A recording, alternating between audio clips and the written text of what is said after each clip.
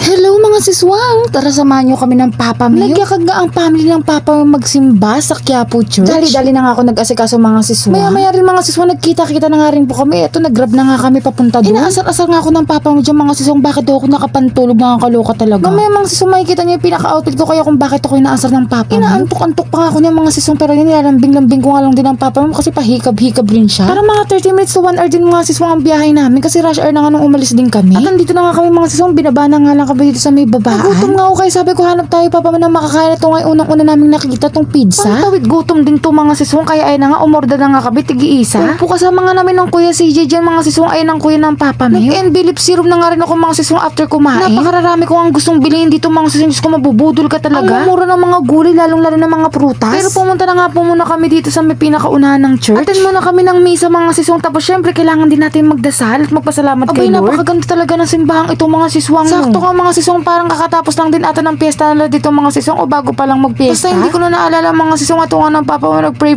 muna nga kami at nag-video nga muna kami dito. Tapos sabi nga ng pare mga siswang, itaas namin ang aming mga kamay at magpuri kami kay Lord, magdasal ng mga gusto namin idasal at magpasalamat. Kaya maraming salamat Lord sa lahat ng blessings namin araw-araw at lalo na sa aming kalusugan. Super pasalamat ko Panginoon na kahit marami kaming problema ay ito na nananatili pa rin kaming malakas, malusog, may papuri sa Diyos, sama-sama at buong pamilya. Maraming salamat po. After nga niyan mga siswang, pumunta nga kami sa may pinakaunahan kung saan may maraming paninda mga siswang. Bibilihan ko ang papa ko at mama ko ng dried fish. Bibili rin kami ni tita ng mga lettuce at gulay, pipino, ganun. Natutuwa nga akong mga siswang sa nakita ko. Kasi dito sa atin 25 pesos isang apple, 50 pesos tumpok na, 5 piraso, 6 na piraso yun. Malalaki at mga fresh talaga mga siswang. Ang Papa Mio nga po ang nagbibideo sa akin dyan. Ayan mga siswang, napakaraming dried fish oh. May mga seafoods din dyan mga siswang. Diyos ko, nakakatakam ko ano talaga yung bawal sa akin. Doon ako takam na takam, nakakaloka. Ito mga siswang, napaka-cute din na yung cherry tomato. Bumili nga rin kami ng tita niyan mga siswang, pati ng lettuce. Nakakatakam sila mga siswang no, pero yan yung number 1 pinakabawal sa akin ngayon. Kasi pag mataas talaga yung acid mo, ina-acid ka, bawal talaga ang tomato. Yan naman na video ko, hindi ko naman alam kung ano yan. May time na nauuna ako, may time na nauuna ang Papa Mio, depende talaga. Sabi nga niya mauna ako para daw makapagtingin-tingin nga ako dito. Ito, may Baguio lettuce mga siswang. Tapos ayun, nagpabili nga ako sa Papa Mio ng apple. Bumili nga ako ng mga malalaking mga siswang, 4 na piraso, 50 pesos lang. Nakita nga rin kami ng mani dito kasi favorite yan nila tita, nila Papa Mio at ng Kuya CG. Napabili nga rin kami mga siswang niyan para may mga makutkot kami. Ito nga mga siswang, maya-maya nga si Papa Mio nauuna, todo kapit ako kasi sobrang daming tao na baka may iwan ako. Nakatuwa nga mga siswang, merong dog na natutulog dun, tinawag ko, ang cute. Babe na babe lang siya dun mga siswang, parang matanda na rin. Nakabili na nga rin kami ng pipino mga siswang at ayan nga, nilagay ko na ngayon sa plastic. Abay, napakarami nga nag-aalok dito, pampahula daw mga siswang. Ako ayoko magpahula dyan mga siswang, baka mamaya malaman nila kung gaano kasama yung ugali ko. Minus 10 na naman ako sa langit, charis. Napakarami pa rin tao mga siswang, kaya nga hindi kami makapasok. Pero may time naman super aga talaga namin kaya nakapasok din kami. Talaga hindi mga siswang carry kasi nga tinanghali rin kami. Pamaya ko nga nagsisearch kung saan kami kakain at ito minadaanan nga kaming dragon fruits. Bumili na nga rin kami yan mga siswang. Ito dito talaga ako bilib sa Papa Mio, basta sa mga matatanda talaga na mapagbigay siya. Bumili nga rin pala kami ng guwabang mga siswang. Ibang binili namin, di ko na nabidyoan, nakakaloka. Dito na nga kami kakain sa Mama Nooks. Binili nga rin si Kuya CJ dyan sa bakery. Tapos ito maya may nakita nga kami dito, empanada. Bumili na nga rin kami mga siswang kasi gusto ko rin yan. Ito nga ako dito mga siswang, wala akong mapaglagyan. Hindi ko alam kung saan ako pupwesto. Nagtitingin-tingin pa kasi sila ng mga bibiliin dyan at may mga binibili pa rin sila. Ayan, outfit ko mga siswang, kaya pinagtitripan ako ni Papa Mio. Bakit ako nakapantulog? Hindi talaga yan yung bag ko mga siswang. Ako lang nagbibitbit kasi ang dami kong pinamili. Nakaloko ang dry ng buhok ko dyan mga siswang. Kaya siguro napaitim ako ng buhok ngayon. Ito, bilib na bilib ako sa panghasa mga siswang. Gaganong-ganon lang, mahasa na yung mga kutsilyo lang yan sa Quiapo Church. Kung gusto nyo, punta na lang. Kalat lang sila dyan sa tabi-tabi mga siswang at murang-mura lang din. After nga yan, ito na mga siswang, pupunta na nga kami dito sa Mama Nooks. I-post nyo lang yan yung mga price ng pagkain dito. Sulit na sulit din naman at masarap. Mabilisin yung service. Tapos napakaraming servings ka mga siswang. Ipapakita ko sa inyo. Ito nga pala mga siswang ang kuya ng Papa Mio. Yan si Kuya CG. Dalawa lang silang magkapatid mga siswang at tike na po yan. Huwag nyo nang imayin. Buwan na nga lang ang Papa Mio ng mga kutsara tinido. Tapos ito na, no, si datingan na nga yung mga order namin mga siswang. Nakalimutan ko na kung ano yung mga tawag dyan. Basta yan. Pinakita ko na lang sa inyo. Hindi ko lang nagustuhan dyan mga siswang yung soup kasi maalat. Pero the rest talaga naman mga siswang nagustuhan ko. Tara mga siswang, kain tayo. Thank you Lord sa mga blessings. After din namin kumain mga siswang, ako nag-CR na nga muna. Kasi alam nyo na, matagal-tagal malayo-layo ang biyahe. Inayos ko na nga agad yung buhok ko mga siswang. Diyos ko po, nakakaloka yung pagkakita ko talaga ng video. Ang dry-dry ng hair ko mga siswang. Ganun kasi pag pinagpapawisan talaga yung buhok. Di rin kasi ako mahilig magsuklay, kamay-kamay lang. After nga yung mga siswang, lumarga na nga rin kami. Ito, dumaan muna kami dito sa 7-Eleven kasi may mga bibilihing drinks. Ito dito nga mga siswang, inaasar-asar pa rin ako ng Papa Mio ko dyan. Kaya nagmamaganda-maganda ako dyan. Oh, inasar-asar ko na lang din siya ng halik dyan mga siswang talaga. Pero kinikilig yan, kunwari lang yan. Papa Mio, mapagtago ng feelings yung mga siswang. Kala nyo, hindi kinikilig yan, pero kilig na kilig yan. Lalo na pag hinahalik-halikan ko yan. Ito nga, may batang cute.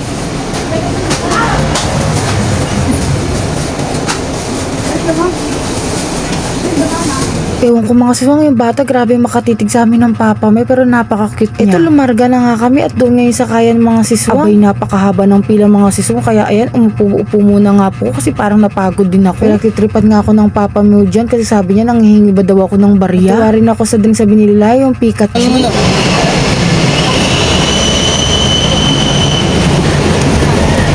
Hoy, tignan mo.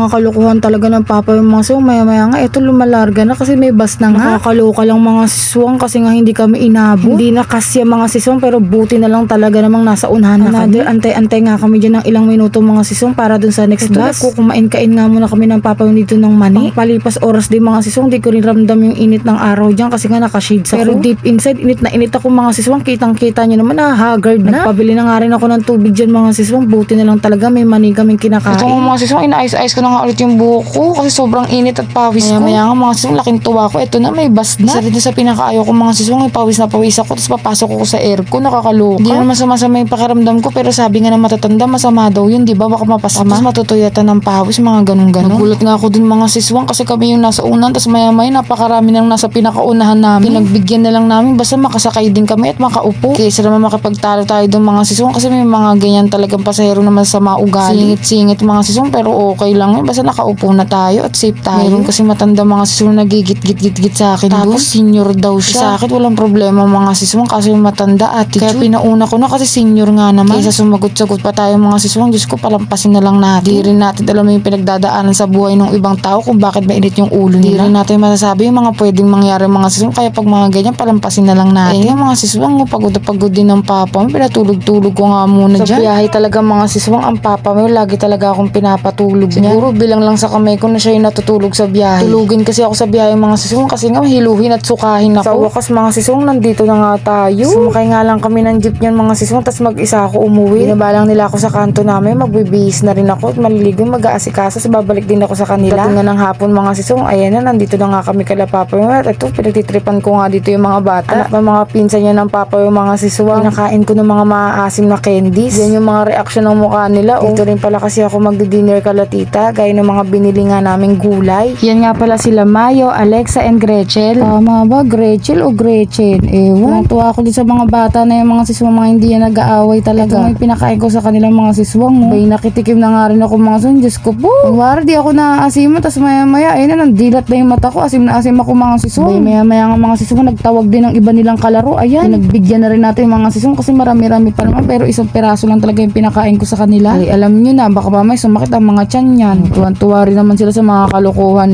Kala mo ang titibay mga siswang, nangangasim na rin yung mga mukha nila. Yan lang muna for today's video. Thank you, Lord.